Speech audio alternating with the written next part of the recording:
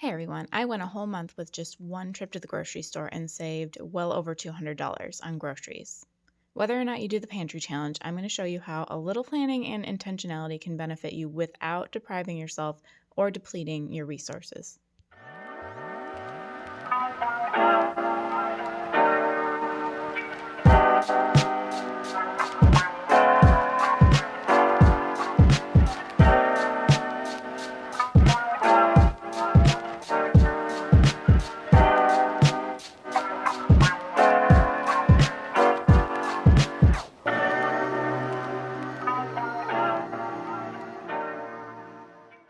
For those new here, I am Willow at Tuto Farm, and I wanted to share my experience with the pantry challenge.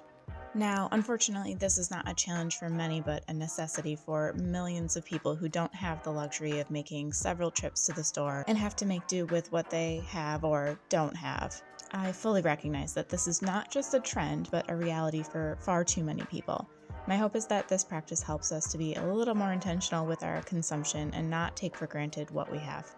As many of you probably know, Jessica at Three Rivers Homestead started the Pantry Challenge many years ago, which has inspired thousands of people to give it a try.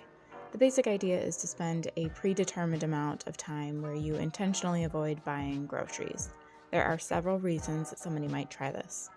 My reasons for doing this are: one, I noticed spending way more when I stopped after work for just a few things. The temptation was just too much to grab things on sale or things I probably wouldn't think of had I not stopped. Second reason is that since moving 6 months ago, we had already accumulated a lot of random ingredients in our very small kitchen. We only have one cupboard and one drawer for our pantry items aside from our basement storage. And three, I was sick of stopping for just one or two things on my way home, which were primarily snacks for my husband.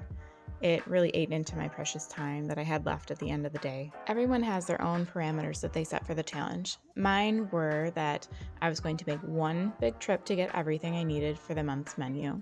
I wanted to have fun and not to take it too seriously. If I ran out of an essential, I was not going to deprive myself. I was only limiting myself. My husband can make his own choices. However, I do plan for all of our dinners, so he really only had to buy extra snacks or cereal. Here's some things that I did notice. The first one is that it wasn't really that hard. Since I was already pretty in tune with what I was going through in a month, I was able to prepare pretty well. I also noticed what I wasn't inclined to use. We don't go through a lot of jam, and my husband doesn't like squash. On the other side, I was more creative. I ate more aname, popcorn, and had fun making mocktails using my canned and frozen juices. The only thing I ran out of was cooking oil, probably because of all the popcorn I was making. And that was it. My goal for next month is not to replace everything I used up, but to push myself to use what I avoided last month. This will be harder since we don't have as much coming in from the garden. The benefits of doing such a challenge is, first of all, you save a lot of money. I said 200, but it was probably closer to 350 that I saved in groceries. It also helps you clean out your surplus. It helps you figure out what your family does like. You save time and reduce stress knowing what you're going to make for the night. It helps you identify what you're spending on. You're less likely to buy things not on the menu. And I can't tell you how many times my husband bought cucumbers because they were on sale, but they went bad because they were not anywhere on the menu and he forgot about them. I also wanted to share some tips in case you wanted to try some variation of this. First of all, take inventory. Write down what you have and how much of everything you have. And don't forget the freezer. This is going to help you highlight things that you want to focus on getting rid of or going through. Next, menu plan in pencil. You're going to change things. I can get into more tips on this, but stick to a routine.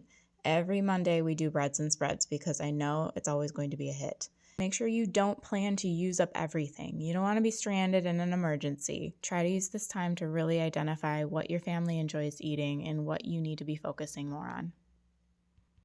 Along with doing inventory, make a list of must-use items. For me, this list included things like frozen greens or root vegetables that were going to go bad if we didn't use them up. Find a handful of new recipes. I loved looking at Pinterest based on the things that I had on my must-use list.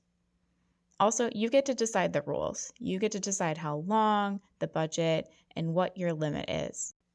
Plan to do doubles and backups for days that you're just not feeling like cooking, because that will happen. And make extra for the freezer. I always made extra pizza dough, bread, or things I could pull out and prep really fast. Have a grocery spreadsheet so you don't miss anything on your list. I write everything down and keep adding to this ongoing list. That way, when it does come to making a list, I can just pull things right from there. Make sure you have a running list for next month as well of things that you wish you had or are starting to get low on. And make sure you identify your end goal. Is this extra money going towards savings, something special? My motivation was just to have a little extra cushion in case something comes up. There are plenty of tips out there on this topic, and I encourage you to check out Jessica at Three Rivers Homestead for some really awesome inspiration, especially if you have a big family. Let me know if you've done this challenge as well, and if you have any extra tips you'd add to this list.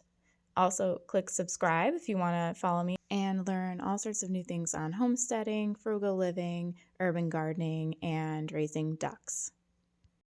Thanks for joining me, and stay tuned for next week. I'm going to talk about common mistakes that new duck owners make and just some tips and tricks if you are considering adding to your homestead.